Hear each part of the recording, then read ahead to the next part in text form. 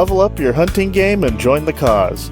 Help preserve small-town Texas hunting culture and become a more successful hunter by learning the best ways to squeeze the most out of your budget and precious time out in the field. Welcome to the Feed Bandit Podcast. Here are your resident bandits, Richard Kinchlow and Jimmy Byrne. I'm actually going to take 2 protein feeders that we've got, the big all-season 600-pounder, and then the that one Trav brought to us, and I am going to take him over to one of Bob's feeders, and I'm going to do the feed test over again. We're going to do it with a real feeder, and we're going to do it in an area that's never been served protein. So I thought that would be a really cool, thing to do. So I was texting with Bob about that a couple of nights ago. So I'll try to get that cranking, maybe next weekend or something like that. So awesome. Yeah. Anyways, just kind of.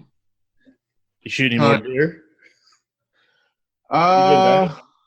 You left New Year's. Well, New Year's Eve, New Year's. Oh yeah. You left New Year's Eve? No, I don't think so. I know you got rained out. Oh yeah. God, Jesus, yeah, it just poured. Except I was leaving. I think I texted y'all when I was leaving. Yeah. I saw deer everywhere. yeah, and ducks, everything. Yeah. No, we didn't. I was going to shoot. I was going to triangle with Chase and Abby with the intention of trying to, shoot something. And, of course, all those hogs show up. So I didn't tell you that story yet, but oh my God. Of course, a ton of deer did show up, but it was cool. It was unbelievable. But thank God I got my gun and my pack in there. Well, I leave without a jacket. So I'm in my red jumper with my red scarf. And I'm like, you know what? I'm going to try. And of course, I get there, right? And we got plenty of time, but I don't have time to turn around and go get a jacket. And it's almost below freezing. The light is the sun is still up, whatever. So I'm like, man, I can't open that window, So anyway, I had a bunch of deer show up, literally like 6 or 7 does, and then a couple of bucks, and right there, I probably 30, 40 minutes before dark, I saw a lone boar way the hell out there. So I'm like, okay, here he comes. He's coming in. So the whole time I'm focused behind the feeder, out of the corner of my eye, must have been 30 of them. Wow. It was I've not seen a sounder that big. So do we want to start it now? We've been recording the whole time. Well, yeah, I saw that. Well, I figured we'd probably get some interesting stories. Oh yeah. All right. Well, then good. Yeah. All right. So stories that I can edit, of course. Yeah. Okay. Yeah. Good. Yeah. We'll put all that in there. So what was really crazy about it was that we have all these pigs come in, and of course the young ones go flying towards the feeder as usual, and they're pigging out. Right? Well, nice one. Yeah. And so, and of course, under the feeder is also about a foot of water too. So it's just nasty. Ugh. And they're slopping around. Well, so we probably got 10 under the feeder right now, and did medium-sized ones to piglets and whatnot. But they just keep streaming in from the right. Okay. Well, I got another group coming in. Well, there's a big boar with them. I would say, yeah, he was probably going to be getting close to 300. I mean, he was a big guy. Wow. Yeah, he was big. And so, of course, and he's got the big old razorback. I can see his teeth at 80 yards, so I know he's a big guy. And, well, of course, he stops and he starts staring right at me. Of course, and so at this point, Abby's in my lap. Okay, my daughter's in my lap because – this is it. This is it. I mean, if you follow the program, we've waited a year and a half to find a damn pig. It just, and so this year we've killed 50, 60 of them. It's been great, but kids just hadn't had an opportunity. Well, here's our opportunity. This is it. It's here. Well, and this big boar just stops, and he's staring at the feeder, looking at the pigs. And I swear to God, you like I've seen out of a movie. He kind of turns to his left. Kid you not, turns to his left and is staring up there at us. Like How far away? He's inside 75 yards. Okay. He's staring up their ass, and the wind's blowing over his back to me in my face. Wow. So I know he can't smell us. I mean, talk about the sixth sense. Oh yeah. Well, he's smart. It was going to be 300 pounds, I guess. Oh, unbelievable! So he backs out. He doesn't run off, but he backs out. So I'm thinking, gee willikers, I'm angry, because I thought that he was going to do some sort of, hog, my God, get the hell out of here sign, and we're done. It's over. Mm-hmm. Thankfully, he didn't. And so he backed out. And so I get Abby on my lap, okay? And we got the rifle up, and it's cold, okay? So she's already shaking a little bit, but the adrenaline's starting to flow, of course. You know me. My adrenaline's starting to flow. God. Here we go. I mean, we could shake martinis in this damn line when it was all said and done. So but at this point, we just have a mass of pork underneath the feeder. I mean, there's probably 15 of them under the feeder at this time, and they're slopping around. I mean, the sound effects, it would make you gag. It's like running a spoon through a hot casserole. And I will tell you what. They say humans can be terrible parents. Well, the sows, female hogs can be terrible parents too. We actually, and of course, Abby's like, oh no, poor piglet. I'm like, yeah, poor piglet, you're about to put a 260 through his head. We saw a piglet get flipped up in the air, squealing and all by a boar that she got too close to. It's hysterical.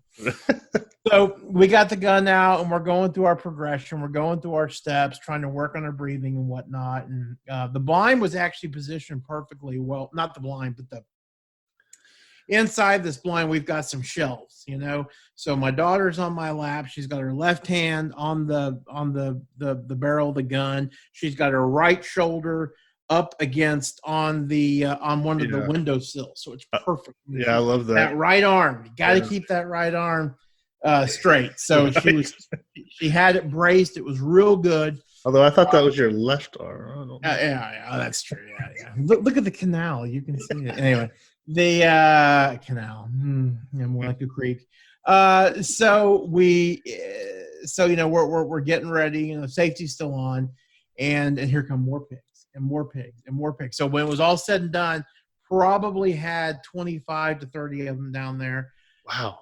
It's been a long time since I've seen a sounder that big. Now, that is the same sounder that our good buddy Tyson shot at. Now, you remember they back?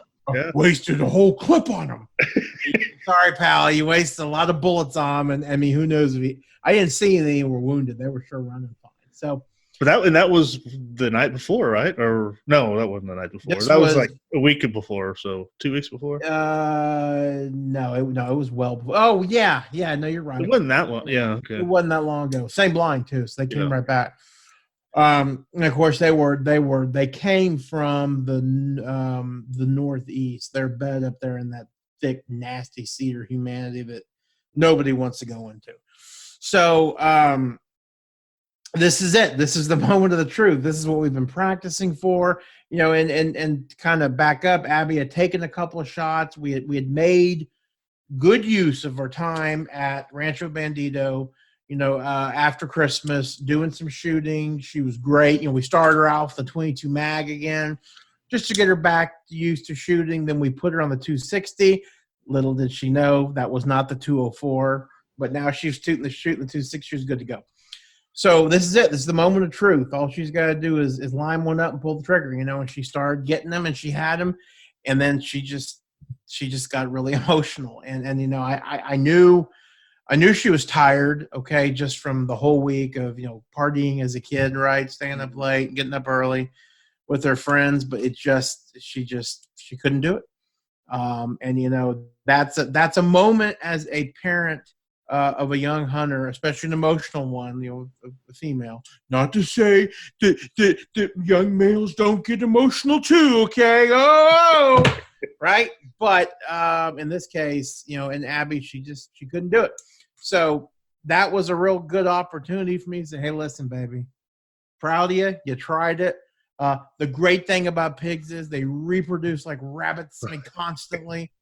They have really no natural predators except for tires themselves and bullets. And bullets, right? So yeah, and the occasional cougar to a potty. I said, don't worry about it, and so her buddy Chase is in the blind with us as well. So Chase is definitely had some shooting experience. I don't think he's not shot as much as Abby, but he's but he's definitely done some shooting. So what's crazy about Chase is that Chase, when he gets up there and he mounts the rifle, he tries to move his left eye over to look at the scope. And so I knew this because when we were kind of working on him to teach him to shoot, that's what he was doing. Huh. I kept saying, I'm like, Chase, okay, pal, we got to do this. Shut the left eye, use your right eye, because I was talking to his father. And his father was like, yeah, I'm pretty sure he's right eye dominant, But he was struggling to do it. So instead of making the event, the shooting event, not so much fun, we just said, yeah, just let him shoot, whatever. So funny enough, Chase goes, yeah, I'll take a shot. He's like Dennis the Menace, Yeah. in his back pocket. He's like, yeah, I'll take a shot. I'm like, ah, boy, get up here, So he's in my lap, where the jokes that not. Why don't you hop up in Uncle Rabbit's lap? Well, that's not a good time, Thorny. So he hops up there in my lap, and we go through the same progressions. Okay, here's what you gotta do. And of course, he's trying to get the typical kid problem, trying to get that eye relief. Well, he gets it, and he's calm as a cucumber. He doesn't even realize that he's got a it's not a 260, not a deal breaker rifle. It's not going to break his shoulder, but he's never shot anything like that before. But the kid's fearless. He gets up there and says, okay, Chase, buddy, it's going to be really tough, but I want you to try to pick out a pig and shoot him right behind the shoulder. And of course, he's like, Mike, they're everywhere. And it's right. They were everywhere. And what to make it even more difficult, the sun was going down. So he was down in the sun. The other thing that he was dealing with was all the pigs were the same color. So how in God's green earth he did what he did is really, it's just kind of amazing. So I'm like, all right, pal, whenever you're ready. And safety was off, and he he squeezed the trigger. I watched him. He used his right eye. I don't think he realized it, but he used his right eye. And boy, when that bullet let loose, it was it was squealing. I'm like, all right. But of course, I couldn't tell if he hit anything because there's hogs and blood and water going everywhere, and the sun's there. You got to realize you got 15, 20 animals under a feeder, and you've just shot into them. You don't know what's going to be left. Sure as hell. When all the chaos had dispensed, there it was. Deader than a doornail, did not move an inch. He nailed a good, call it 50 to 60, 75-pound sow. Nice. Unbelievable. So, of course, Abby's bawling in the background, not out of jealousy, but out of sheer happiness, and to change it. When Abby was on the gun, Chase was like, hey, you can do this. And it wasn't like hey, you can do it, chicken. You right. Legit, this was they're 9-year-olds, so you can't expect them to whatever, but man, they stepped up for each other. It was amazing. Just another sign of good friendship, and anyway. And so, boy, we went crazy. We're hugging and high-fiving, and he chases like, I did it! Like, yeah, do it. And I knew he could, but and so, after kind of the dust settled, and I'm sitting there looking at the animal, I got this wave of nausea that came over me. And I thought to myself, oh my God, what have I done? And I literally just kind of like, they were going crazy and hugging and yelling and screaming and reliving the story. And I was thinking to myself, dude, I just guided this kid out to shoot out to shoot an animal. And he did, and he killed it, and his dad wasn't there, Yeah. Because, Chase didn't have, it wasn't Chase's intention to go out there and shoot a hog, But I gave him the opportunity, and such is my thirst for youth hunting that I couldn't pass it up. And so, the second I text everybody, everybody's ecstatic. We get back to the cleaning station. And I approached his father, who's a very dear friend of ours. I'm like, dude, I am so sorry. and I legitimately still am, because that's that's a thing I took away. And of course he was incredibly gracious and said, listen, if he wasn't going to be with me, I want him to be with you, which of course means a lot to me too. Yeah. But boy, that is the story of old Chase Rex getting his first big game animal. So that's awesome. Congratulations, Chase. That's right. Yeah, we're gonna have him on the program. Okay, beautiful. Yeah. Well, and his dad can always guide him to his first deer. So that's true. There's still that. As long as Turkey, as long as Ivory Coast isn't playing Sudan or those football games. So right. Anyway, but it was it was just a really, really, really cool experience. I obviously don't have any boys, so the males in my group, the children, that is, I hold them to a higher degree because they're males. And obviously they're nowhere near as good or as smart or everything as the girls, naturally, and it's because they're males. But I sure love to see when the little boys do some good. So that's great. No, it was a lot of fun. It was a lot of fun. Well, I look forward to hearing the interview with Chase. Yes. Oh yeah. Because it's fun to hear from their perspective. Yep. Yep. Oh, I tell you, we have time. I'd like to share another. Yeah. Another little tip I learned. Interesting thing. So we have one of our on Rancho Bandito, one of our most productive blinds that we have is called a 20-foot tower stand, if you will, kind of on the hill that overlooks a lot of feeding areas. Okay, so it's also a good transition area from bedding cover to the feeding grounds. It leads to a wheat field. Feeders near there, but there's no feeder there. And I think that's really important because a lot of folks in Texas think, wow, you got to have a deer feeder to make a good hunting spot. Well, Death Road, as we call it, because the name is very fitting. Yes. Is definitely, proves you don't have to have it. So one of the things that we do is we will corn the roads. Okay. So prime it, if you will. What? Prime it, if you will. Right. Yes, that's right. We'll prime it, get it ready to roll. And so we'll take a bag of dough corn. Of course, one of our good friends, Matt, he'll say, well, wait a minute. Wait a minute. If we only put dough corn out, we're only going to shoot does. And then that's when I curl my lip at him and like, you're an idiot. How have you gone this long on this earth? So on and so forth. But we'll take the corn and we'll sit there and we'll dump it out. So what's called, again, corning the row. So something that I found very interesting is this one area behind the blind. It's a mowed strip. Okay. So we have our ranch hand mows a strip there in October. And we'll again, like I say, we'll corn it. So that particular night, a lot of the deer actually came from the it would be the southeast side of the area. From that kind of where the corner where the yeah. Yep. Kind of from the caliche pit type area. Yep. And it was fascinating to me because when I was actually turned facing that way.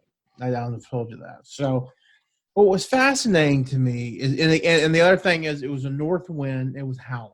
Okay. It was a hell of a north wind.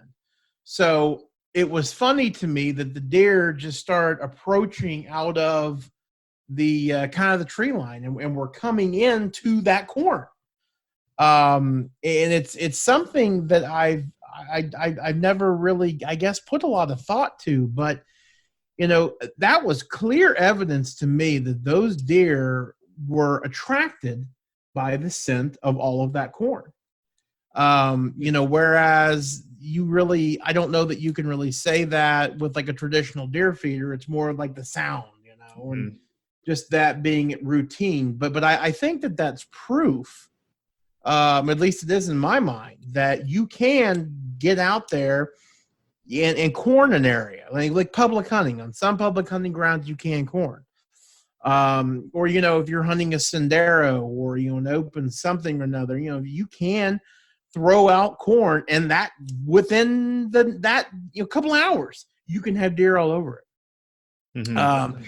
So it just never, I guess I just always assumed in the back of my mind that, the reason why the deer are eating the corn is because they were traveling through and they just happened upon it. Right. And so that, and I think that's a lot of the times what happens, but you could definitely tell that this case, those deer were going to the scent of that corn. Because I'll tell you this much, the way that wind was howling, they were very spooky. Very, very spooky. As we all know, the wind, when the conditions aren't perfect, they're going to be on their guard. That wind, especially their smell. The wind, in my opinion, will screw you more than the heat, more than the sun, any of the other kind of factors that you got out there, because the wind is their primary defense. And when you have the wind swirling, it's going crazy like that. It's really to your advantage and a disadvantage for the deer. Yeah, and that wind, I guess with the trees moving and making a lot of noise, and it probably just throws off all sorts of senses. I would imagine. Absolutely. Huh. Yeah. Wow. Interesting observation. Yeah. No, and I've been wanting to kind of share the story now for a while. So yeah, it was. Well, I wonder what the folks listening think about that. If they've had similar, observations or situations where they can really chalk it up to the corn being the main factor, the smell of the corn, I guess, fresh corn, I guess being a main factor in, deer coming in or not. Well, and actually, I didn't think about this till right now when we were interviewing the owner of Orange Corn Company. Yeah, I mean that's that was what. Remember, he was telling his story about how they kind of came up with the idea. They had that little just random orange grove there in South Texas, and how the deer were bypassing the corn and went right to like the orange grove. No. That wasn't an orange grove. That was. No, they were eating some oranges, I think. Yeah. In the blind, they just threw them out there, and the deer went to those. The deer were all over them. Yeah, yeah, to the rinds and all that stuff. Yep, there you go. Exactly. So, yeah, that is interesting. Yeah, no, it really was. So, food for thought there. Absolutely, yeah. Okay. Yeah. Anybody else throw anything else out that they swear that deer will come to? I would love to hear it. I mean, of course, there's all sorts of products, out there. Absolutely. For But anything, I'd be curious to hear anything kind of unconventional. Yeah. That would be interesting to hear. Yeah. If anyone has anything like that, let us know. Howdy at feedbandit.com. Yep. That'd be, I'd love to hear that. Yep. It's always kind of cool to hear new and innovative ways people go about doing things. No, I agree. But then again, you throwing out corn, that's just, nothing new about that. Right.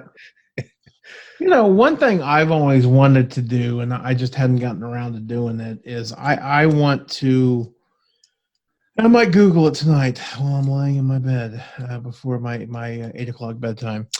We're past that. It's past your bedtime. Oh my God, this is bad news. One of the things I'd like to look at, and I'm sure there's some law about it, is what do the produce managers do with all the old produce that they don't eat? That's good question. I mean, I'm sure there is some law where after said apple is blah, blah, blah. They got to whatever. But I would like – wow. What was for dinner tonight? Royal China. Oof. Did you eat the egg rolls? Well, no, we got some pork dumplings to share, and then I had pork lo mein. You didn't get the egg rolls? No. Wow. Do you have a gun handy? I mean, that is the dumbest thing you have ever done. The dumplings are quite amazing. Yeah, well, yeah, the egg rolls, dude. It's, I mean, I would never divorce my wife, but maybe for one of those egg rolls.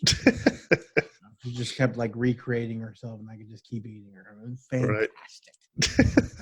Right. Yeah, but other than that, really the week after Christmas traditionally, obviously, is a big bloody week for us. But with the damn controvirus and all the other crap that's going on, that's made our freaking lives. I said freaking lives so difficult. We hadn't to be able to have the people down there, but now we still shot some ducks. The duck hunting was pretty terrible, actually. I'll touch on that for the people who duck hunt and follow us. I guess we went down there on the 27th. Okay. And so, they say typically the best duck hunting is, 1 to 2 days before a big front arrives. Okay. Because the birds are and same thing with dove hunting. The birds are in front of the front. Okay. And so, that's always something to keep a lookout for. And I always do. Well, of course, the other thing is it's getting late in the season. Okay. And there's still birds that are probably coming down, maybe not so much coming from Canada or Wyoming or Montana or something like that, but coming down from Lubbock, coming down. So we're still getting some of those Texas migratory birds, probably Oklahoma too, whatever. So we had the significant front, okay, that came through on New Year's Eve night. Chalking the chance of snow, So I got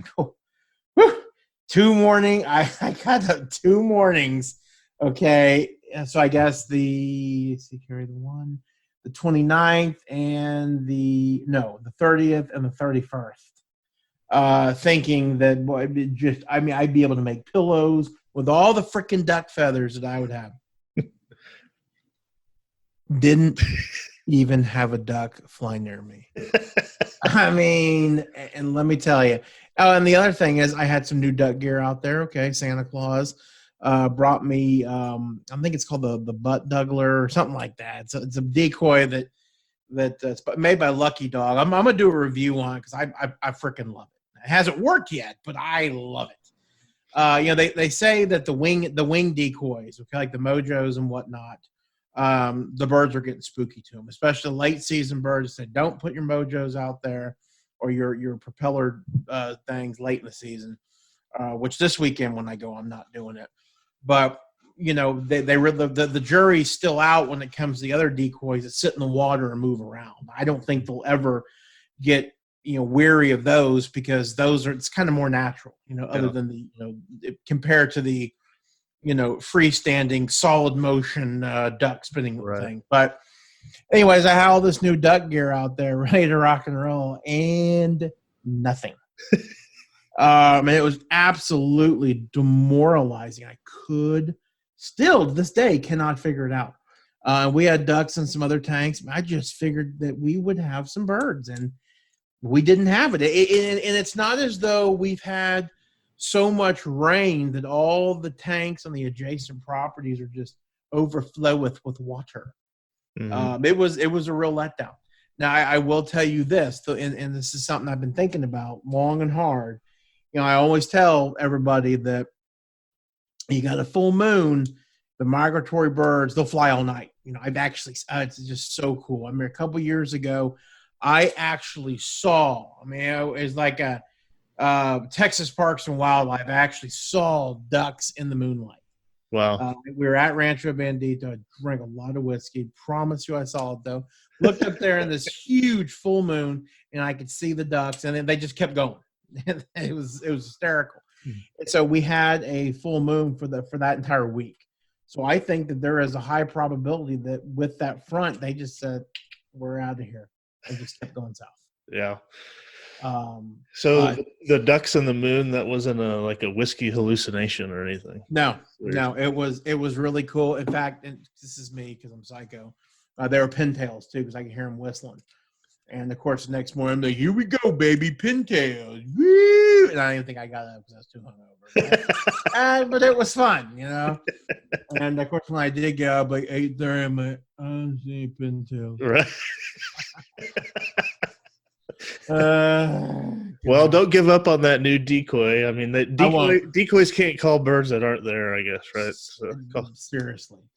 You should, I mean, this thing is fantastic. And I'm gonna do a review on it, but what I love about it is that this decoy, you know, with this decoy, it makes so much movement, okay, that it moves your other decoys around. Oh, so yeah. you know, at Rancho Bandito, we are, you know, blessed and cursed not to have a lot of wind. Okay, and so smart ducks are going to look down like, dude, really? I'm just not falling for that crap. So with this decoy, it moves them and gets a little bit of emotion going. So, you know, this hunt we'll be doing this weekend was it third weekend of January, second weekend of January, something like that. Second. Yeah. Second. Okay, so I'm going to go with a smaller decoy spread, probably 6 decoys. And I'm going to it'd be the third weekend. Sorry, yeah. Third weekend. Okay. I'm going to put the butt juggler out there. Butt juggler. I don't think that's the right name, but sorry for butchering the name. Yeah. No, get it right on the next one. Yeah, it's Lucky Duck something. Okay. But yeah, we'll throw it out there and we'll see how we do. So awesome.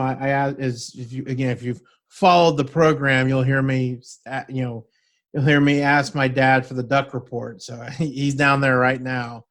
And I said, "Hey, Dad, how are the ducks?" He goes, "Yeah, there's some on there." I'm like, "Hey, we'll quantify how many is some." He's like, "Oh, I think like 50."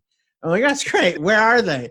Down there on the south end. Okay. I mean, I'm like, you don't help me here. You know, I'm like, "What are they?" Because they're ducks. I'm like, "Okay, all right, we're done." You know, just don't. I can't. Well, the final text would be, "Oh, but they won't be here when you're here anyway, so it doesn't matter." That's right. Yeah, because I just shot my AR into them. Yeah. So yeah, we got 3 more weeks to go, and then that's a wrap. Duck season is over. But you know, it's every year we always talk about it sucks, especially this year. I mean, this year was kind of just such a needed release, and you know, unfortunately, because of the whole COVID thing, we couldn't go down to Rancho Bandito as much as we wanted to. But when we did go, I think we all made the best times out of it. You know, we had a great time. But admittedly, I'm looking forward to the off season. You know, it's again, here it is, almost third weekend of January. We've got our protein feeders going. We've got our cottonseed going, and you know, the corn feeders are still going. So that's crucial.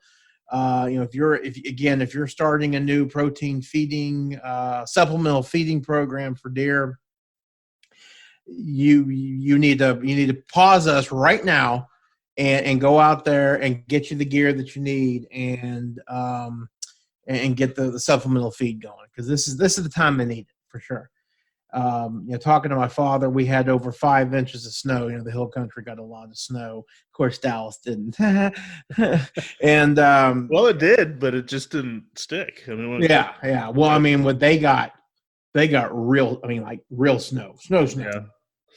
Unbelievable. But and I'll tell you, I mean, you can never predict when these things are going to happen. But you know, that feed out there was definitely helped. You know, the cottonseed baskets got destroyed by the whitetails and the antelope because they're cold. You know, and then again, these bucks that are post rut, you know, they don't need any help dying. You know, right. So get out there, give them what you need. Let's help get them through January and February and then to the warmer months. So while you were talking, I looked up. You know, we have a couple articles about this stuff. So there's the basics of using deer feed article that we wrote a while back. Folks can find that at feedbandit.com/feedbasics. Yep. All words. So I'll take you right there. And then we did a more in-depth kind of, it's more like a part 2 article, I guess you could say. Yep. And that one I'm trying to find, but it's in there. Like if you go to the blog, you can find it. I don't know. I guess I never made a quick link to that. I probably need to do that. Put it in the show. That's it's good stuff. Those articles are timeless. They're not changing. And we follow the same regiment that we do all the time when it comes to this sort of thing. So, and we're definitely reaping results. Another thing that we're going to be doing is we are going to be hiring a mulching company. So there's on the front of the Bobcat type emails, Jesus. On top of the Bobcat type vehicles, they have what's called a forestry mulcher, and it's basically, it looks like Baraka off of Mortal Kombat 2, I think, with the big swords, and I don't think the lust for tournament fighting or blood, but it's just as destructive, and it basically goes in there and just obliterates cedars and whatnot. So I'm going to try to get some good footage of that. We're going to be doing that in February, but what our goal is, we've got so much regrowth cedar that it's taking over a lot of important prime feeding habitat. Okay. And the balance is getting out of whack. Okay. We've always had more bedding cover than we've had feeding cover, and that's okay, because there's not a lot we can do about that. But, we need to restore that. It's going to help our carrying capacity, whatnot. It's also going to open up more opportunities, when we're out, driving around and looking for animals. So, definitely going to be doing a lot more land management projects on Rancho Bandito this year. So I will definitely take some videos, and we can talk about that here in February. So that'll be good stuff. Yeah. All right. Well, I found the other article while you were talking, and not that I wasn't listening to you. Of course, I was. Of course. Multitasking. But essentially the part 2 is if you go to feedbandit.com/supplement, that'll take you to the deeper, more in-depth article. Sure. So basically, you can start with at feedbandit.com/feedbasics just to get some basics of what to do when feeding deer, that type of thing. And then if you go to feedbandit.com/supplement, that takes you to the Hunter's Guide to Supplemental Feeding, and that's your pretty in-depth article about everything, essentially what you do down at Rancho Bandito. So it's really kind of all folks need to get started if they're not doing it already, or to help maybe modify what they're doing, or or whatnot. So it's at least check it out. I was doing some searching for all deer protein feeders, and sure enough, on Google, we're there in the top couple of pieces. Some of the articles and stuff that we've written. Very, very cool. Nice. Awesome. Yeah, I'd like that to just goes to show folks that you should be checking out our blog. I mean, we're not doing it every day, but when we put stuff out there, I'd like to think that it's helpful. It's and again, we're blessed to be able to go to Rancho Bandito almost anytime we want to, and I think it's because it's kind of our duty to try to document the stuff that really works for us and talk about products that work for us, and that make a difference. So that's why we love what we do. Yep, absolutely. Yep. All right. Well, that's good stuff. Yeah. I don't have anything else other than to say that I was lucky enough to shoot a doe over the Heaven Week. So Which I ate that heart yesterday for lunch. So did you? Nice. I did. That's really coming on, man. I mean, people are. I just thought you were a savage, but that's. Well, I am, but I know, I'm a sophisticated savage. Don't sell yourself short, Judge. You're a tremendous savage. Slouch. Where did you shoot that doe? Why can I not forget? West Pins. Oh, of course. Remember, I was like, not long after I was like, oh man. Yeah. I had, let's just say I had other options still after. Oh yeah. See, dude, I mean, you were probably, that is one by far most prolific blind. Oh, it was unbelievable. There's a Grand Central Station there, and we've killed like 4 or 5 deer there. Yep. We did not do the numbers. I'm glad that we're not on the old MLDP system where we would get penalized, which I don't even know if they ever enforced that penalization. But yeah. I'll leave that emphasis to the folks to listen. Right. Yeah. Yeah. Well, I know that if you speed and get caught, you will be subject to penalties in the penal system. So anyway, penalties. Yeah. Anyways, gonna be another fun year. Hopefully, the world won't collapse like some of our friends are predicting. Right. And again, it'll be very interesting to see what happens. Yes. Yeah, it's going to be interesting. All I would do is throw out to the people listening that I'm pretty sure probably a lot of folks listening to us have more or less similar views on stuff going on. I would think so. I think all I would say is an appeal to folks to start thinking more locally than nationally. You know, how to I don't know, make our lives better. Mm-hmm. See, I've noticed I'm tiptoeing around a little bit, but think locally, forget national, because nothing good will come from doing any wasting time nationally. Absolutely. And that's kind of along the theme of what we do at Feed Bandit here too. You know, it's supporting the small town and the businesses that help us out and everything. And I think we should consider extending that to also, you know, whatever kind of if some of us decide to take or do political things or take political action, you know, whatever. Yeah, we can have more effect locally. Agreed. Agreed. You know, I don't know. Food for thought for folks out there. You know, just don't waste your time. Yep. I tell you, if it does hit the fan, though, I am going to become Gandalf. I already decided. Gandalf, yeah, the wizard. We'll see. All right. Now the gray. I told the white. Oh, the gray, of course. And it's really funny because the white's very offensive. It's really funny because, like, Julie sees me looking at my wife, sees me looking at these YouTube videos. And the other day, I was getting up to go pee, and I was looking at her. I'm like, you know, I think I want to be a wizard. And you know what she said to me with those sympathetic eyes? She goes, God, I love you.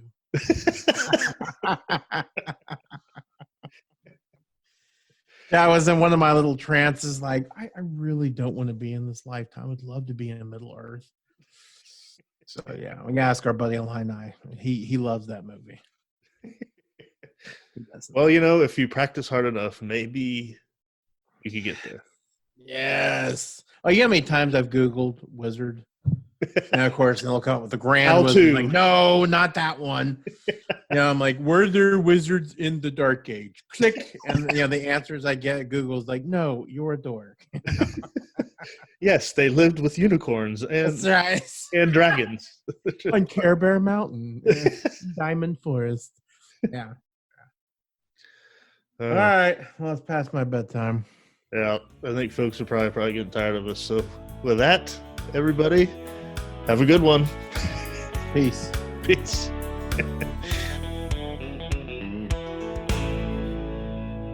Thanks for listening to the Feed Bandit Podcast. If you like what we discuss on the show, be sure to sign up to our email list to get even more killer hunting ideas, tips, tricks, and exclusive deals on innovative hunting gear and services delivered straight to your inbox. Sign up over at feedbandit.com or simply by texting the word bandit to 33777. See you on the next one. And remember, support your local feed store.